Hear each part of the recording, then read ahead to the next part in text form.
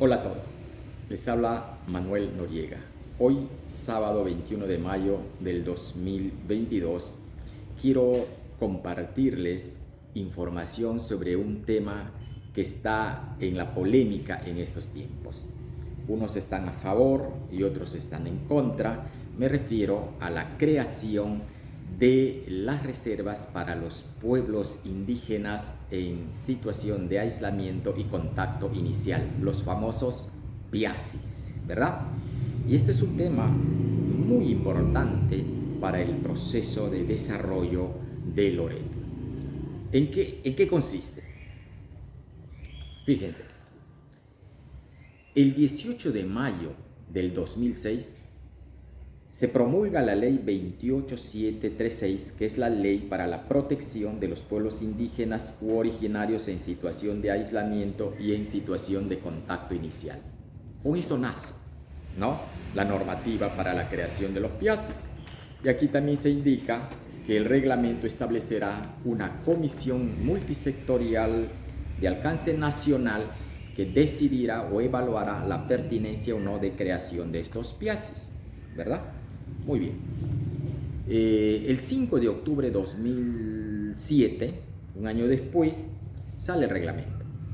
Y en este reglamento, la comisión multisectorial está compuesta por 9 integrantes, de los cuales 2 son de Loreto, uno del gobierno regional de Loreto y otro de la municipalidad provincial del área de influencia. Los demás son los diferentes ministerios de alcance nacional. Muy bien. Pero posteriormente, ¿no?,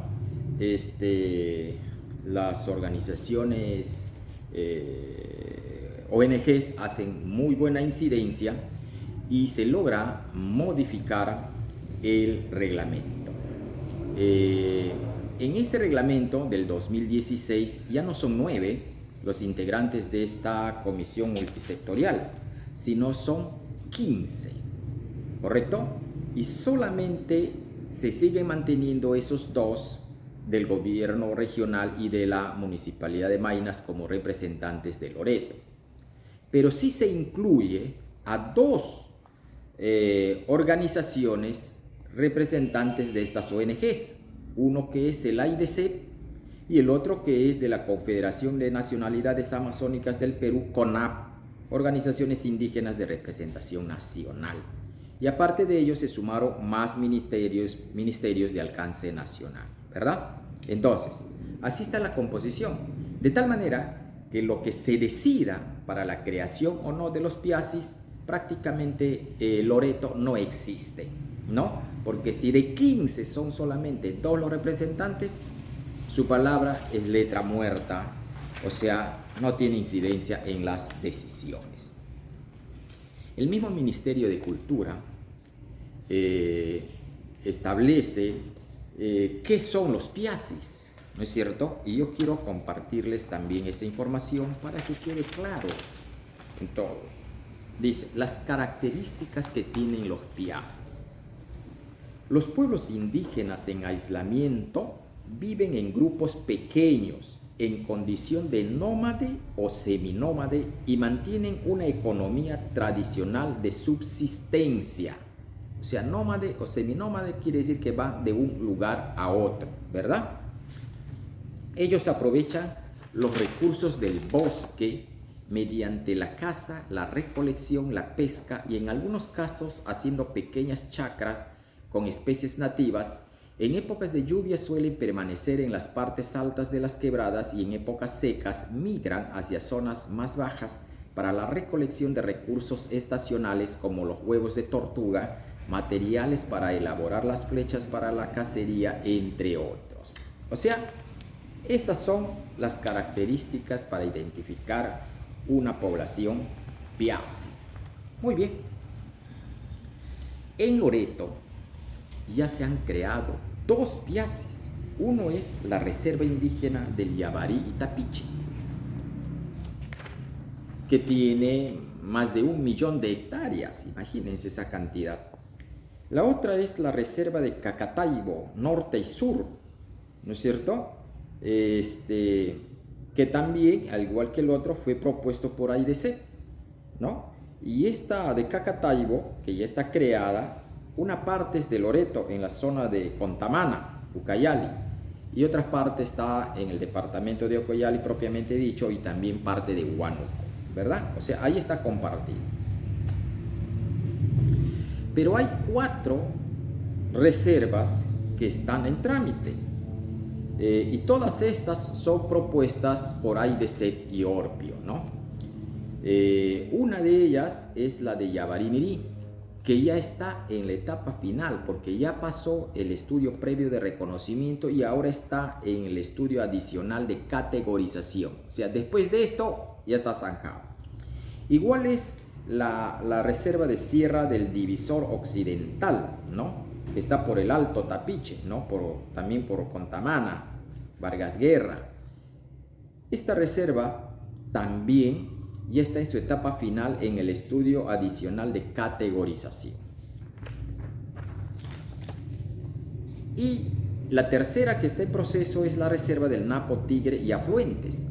Esta sí está en la primera etapa, que es el estudio previo de reconocimiento. Tenemos entendido que la institución que está haciendo esos estudios ya ha presentado su informe al Ministerio de Cultura, de tal manera que próximamente ha de convocar a este comité multisectorial, donde Loreto prácticamente no tiene ni voz, ¿cierto? Porque tener 2 representantes de 15 es no tener voz.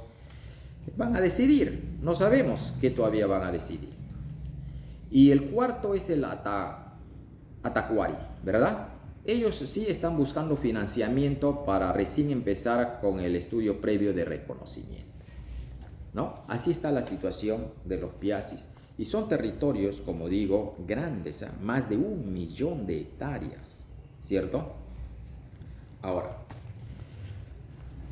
¿cuáles son la base fundamental para decir que realmente acá en Loreto hay estos pequeños grupos nómades o seminómades, ¿no? Que están andando por Loreto, los Piasis? ¿Cuáles son esas evidencias? Básicamente son evidencia indirecta. No pueden encontrar evidencia directa porque se justifican en un principio del no contacto. O sea que a estas poblaciones no hay que contactarnos con ellos, ¿verdad? Hay que respetar ese principio, así que solamente con los hallazgos de ciertas huellas o testimonios, ya eso nos dice que allí existe. Básicamente ese es el criterio, fíjense. Y miren, les voy a leer el resumen de ello, ¿no? ¿Cuáles son esos criterios? Primero, hallazgos de huellas de humanos o pisadas descalzas en las orillas de ríos y quebradas, en áreas deshabitadas y no transitadas. Cabe mencionar que la población local asentada, indígena o foránea, no suele caminar descalza por el monte. Vaya afirmación. Siguiente. Hallazgo de instrumentos que los pueblos aislados utilizan: flechas, pucuna, canastas, canoas, balsas, objetos artesanales, instrumentos punzocortantes. Hallazgos de caminos en el monte que se caracterizan por ramas dobladas con la mano, sin uso de machetes u objeto cortante. Señales de advertencia en trochas, entre paréntesis, amenaza o rechazo, que pueden ser animales muertos, hojas de palmeras, las mismas que son trenzadas dándole la forma de arco y poniendo en la parte superior 2 palos cruzados.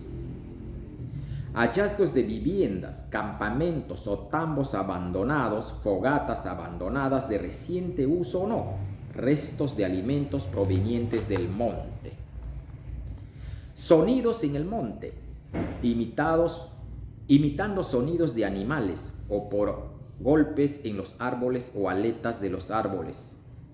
Otra evidencia, supuestamente, que lo expresa. Siguiente, hallazgos de purmas o chacras no relacionadas con un asentamiento conocido. También desaparición de objetos en viviendas o campamentos en áreas donde se desplazan piazas. Hurto de plátanos, yucas, especies y otros. Muy bien. Eso dicen esas son las evidencias que dicen encontrar para poder certificar que allí hay piazas. Y estos son hechos normalmente a veces en las propuestas de AIDC y también de un consultor antropólogo, Klaus Rumenholler. Y ahí habría que hacer algún comentario adicional. Miren, AIDC es la que propone la creación de las reservas, esta ONG, y esa misma organización tiene un asiento, logró tener un asiento en el Comité Multisectorial Nacional para decidir sobre esta creación. Díganme ustedes, ¿hay o no hay allí conflicto de intereses? También, este consultor, que en verdad yo no tengo por qué dudar de su capacidad profesional, ¿cierto? En el caso de la reserva que está con el estudio previo de reconocimiento por aprobarse, él ha sido el que ha consolidado toda la información de los estudios previos para hacer los términos de referencia. Y allí decía que hay suficiente evidencia que él ha encontrado para que realmente se continúe con los demás estudios a efectos de crear las reservas piazas. Pero sorpresa, que pasaron los años, porque este estudio es del 2015, pasaron los años, resulta que él es el jefe del equipo de este Instituto Bien Común que está elaborando precisamente el estudio previo de reconocimiento, como les digo, que ya está ahorita en el Ministerio de Cultura para decidir sobre la creación o no de este piazza. Díganme, ¿hay o no hay conflicto de intereses allí? Esa información es pública y es bueno que la población loretana la conozca, ¿verdad? Muy bien. Entonces, yo recuerdo, hace poco he tenido una conversación con mi padre, precisamente a raíz de estas evidencias que dice el Ministerio de Cultura, que son la fuente que nos da la investigación científica para demostrar que hay piazas. Él es una persona de 85 años actualmente y que allá por los años 1960, de ahí para adelante, más o menos, ha sido maderero, se metía en plena selva con mi madre y todos nosotros, sus hijos, para trabajar la madera, y también es una persona con amplia experiencia en la cacería, porque también se iba a montear, lo que este término los amazónicos lo conocemos muy bien, ¿verdad? Y él me expresa lo siguiente: mira, hijo, lo que me has leído de esas evidencias, a mí realmente, no sé, me dice, ¿quién puede dar fe así ciega de eso, hijo? Me dice.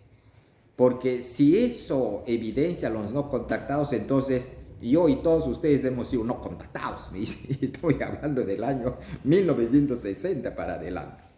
Entonces, él me narra ahí de que dice, mira ahí, primero, sobre las trochas que se hacen, ¿no? Que si encuentran trochas hechas a mano, esa es por evidencia de que hay no contactados allí.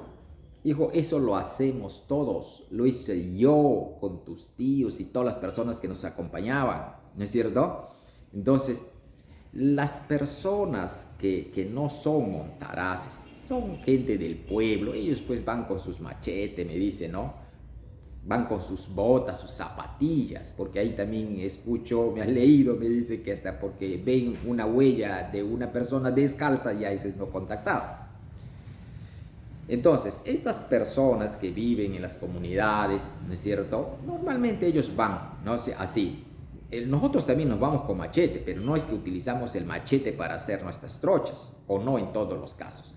La mayoría es mano, hijo, porque con la mano doblamos la ramita y le damos dirección. Sabemos por dónde estamos direccionando la rama y eso nos permite guiarnos para saber si estamos de ida o de retorno en nuestras trochas, porque la selva ya tú te imaginarás que es selva, ¿no? Tienes que hacer tu camino, ¿verdad? Y no vas a meter pues, machete, pues la ramita va por cualquier lado, ¿correcto? Entonces, el que realmente es un montaraz, un cazador, va descalzo y hace su camino con la mano. Entonces, eso es lo que dice ahí de evidencia, no sé de dónde han sacado eso. ¿Ha escuchado algún poblador común que normalmente va a vivir a un pueblo allí, me dice, pero no al verdadero cazador? Ahora, también me dice, esos canastos, nosotros los llamamos capillejos, que hacemos de las palmeras, los dejamos a veces ahí, ¿no? Entonces, porque encuentran esos también ya piensan que hay un no contactado. Eso lo construimos ahí, hijo, porque ahí cargamos nuestras carnes de monte, ¿correcto? Por eso lo hacemos, ¿no? Ahora, dicen que encuentran restos de motelos, restos de animales ahí. Mira, hijo, los motelos normalmente encuentras en la selva. Y tú lo que haces, pues, tenemos que alimentarnos, hijo. Cazamos ahí también. Seas maderero, seas cazador. Cazas, comes, ahí están los huesos. Yo acostumbraba, me dice mi padre, a las cabezas de los monos, en un palo, ahí en su trocha le dejaba un palo y ahí prendida la cabeza. Entonces, ¿qué van a, si vieran eso, qué van a pensar? ¿No? Entonces, pues es lo que hacemos. Normalmente nuestras trochas, hijo, lo hacemos, algunos parámetros los ponemos, ¿no? Como he escuchado ahí que te ponen algunos palos cruzados, sí, se pone palos cruzados o no cruzados, o cualquier elemento que tú encuentres en la selva que pueda ser diferenciador, hijo. Eso lo hacemos. Los que hemos vivido y hemos andado en selva, lo sabemos. Yo he andado cuántos años, hijo, me dice, no he encontrado, no contactado. Sí he encontrado poblaciones indígenas, pero son poblaciones totalmente contactadas, negociábamos con ellos, ¿correcto? Entonces, después también, bueno, ya me dijo que me expresó de los descalzos, ¿no? Eso es normal, ¿no? Las personas que sean descalzos después de las chacras o las cabañas, ¿no? Las casas, los campamentos. Por ejemplo, como yo me iba con toda tu madre, tus hermanos, tú también en algún momento ya te llevábamos, me dice, y otras personas que nos acompañábamos. Yo como me iba con mis hijos, yo hacía una pequeña cabañita, techaba y hacía una plataforma de pona. No en el piso, sino a cierta altura, me dice, para darle seguridad a ustedes. Pero los que me acompañaban, porque no solo, pues yo de varón adulto solo no voy a trabajar la madera, entonces nos íbamos con otro grupo de personas. Ellos me ayudaban, entonces ellos sí se hacían sus pequeñas cabañitas así nomás de hojas simples, lo ponían y también con hojas en el suelo y ahí dormían. Eran campamentos bien simples, cualquiera que los ve pensarán que son no contactados, ¿no? Ahí hacíamos nuestras fogatas, ¿no? Por ahí van a encontrar los cascos de motelo, los huesos de animales que comíamos, cabezas de mono, es decir, ¿no? Entonces, esqueletos, perdón, de los monos, ¿no es cierto? Entonces, y yo, hijo, como yo llevaba a mi familia, yo hacía normalmente, hijo, me dice más o menos unos 50 metros de desbroce, me dice, hijo. Hacía. ¿Por qué? Porque tenía temor de que los árboles caigan sobre la maloquita que hacía para ustedes. ¿Ya? Entonces por eso es que dicen ellos que cuando encuentran purmas en media selva, ya esos no contactados, eso es lo que hace normalmente, hijo, un maderero, ¿no? Entonces que se va con su familia, así como yo, había en ese tiempo, había muchísimas personas que teníamos esa forma de hacerlo, y los propios nativos del lugar también lo hacían así, ¿no es cierto? Nosotros, mejor dicho, nos acompañaban algunos de ellos, ¿no? Entonces, Y por eso es de que encuentran pues esas purmas. E inclusive, hijo, me dice, nosotros ahí también vi que dice encuentran chacras, pequeñas chacras en plena selva. Claro, eso no hace pues el campesino de ahí que vive en el poblado, sus chacras están cercas, ¿no es cierto? Pero ya en media selva encontrar chacras, pues esas son chacras de los madereros y son las chacras de los cazadores, ¿correcto? Entonces, los madereros, sí, porque los madereros pernoctamos, por ejemplo, nosotros, hasta más de un año, en plena selva. Los cazadores van pues 15 días, 20 días, ¿no es cierto? Pero los madereros sí, bueno, nosotros hacíamos nuestras pequeñas chacras. Yo sembraba ya maíz, sembraba plátano, hijo. Porque a veces salía y en la siguiente vez que volvía a entrar, ya encontraba mi maíz, encontraba mi plátano, o si me daba el tiempo ahí mismo lo cosechaba. O a veces ya no regresaba nunca por ese lugar, me iba por otro lugar. Otras personas quizás se encontraban, ¿no? Entonces, digo, eso es parte de nuestra vivencia. Yo por lo menos, me dice mi padre, nunca he visto, hijo, así como dices tú, pequeños grupos no contactados que están en plena selva y que andan de un lugar a otro. Lo que yo sí te puedo decir es que esos grupos éramos nosotros mismos, porque nosotros sí andábamos de un lugar a otro, porque una vez detrás por aquí, otra vez los hijos por allá, por otro lugar. Así hacíamos, ¿correcto? Y dejábamos pues allí nuestra huella y nuestra evidencia, ¿correcto? Entonces, inclusive ustedes, hijos, cuando ya eran más grandecitos, le acompañaban a sus tíos. Bueno, tengo varios tíos que eran montaraz, ellos eran montaraz, no madereros. Nosotros le acompañábamos y efectivamente, cuando teníamos 7, 8 años, 9 años, descalzos nos íbamos todos. ¿De dónde pues sacan eso de que si andas descalzo allí, ve huellas descalzos, ya son no contactados? Bueno, este comentario quería hacerlos porque considero que es importante, porque va a servir precisamente para abordar esta problemática, porque nuestra Amazonía está prácticamente siendo lotizada. No sabemos cuál es el interés.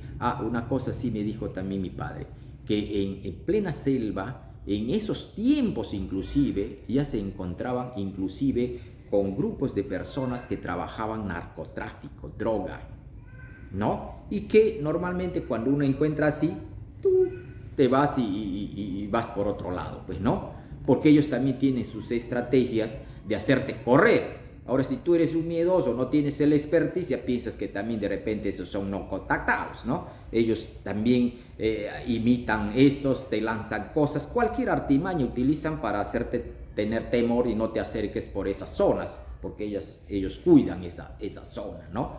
Ahora, ahí escuché también, me dijo, y que recuerdo en estos momentos, de que nosotros imitábamos los sonidos de los animales, de las aves, de los mamíferos, ¿no? Porque esa es parte de nuestra estrategia de caza, hijo, porque ahí también he escuchado que si alguien imita eso, escuchan imitaciones de eso, ya creen que son no contactados, cuando nosotros tenemos que aprender todo eso, porque esa es parte pues de nuestra forma y nuestra estrategia de caza. Bien, entonces esto es lo que quería compartirlos y que tengan pues un buen fin de semana.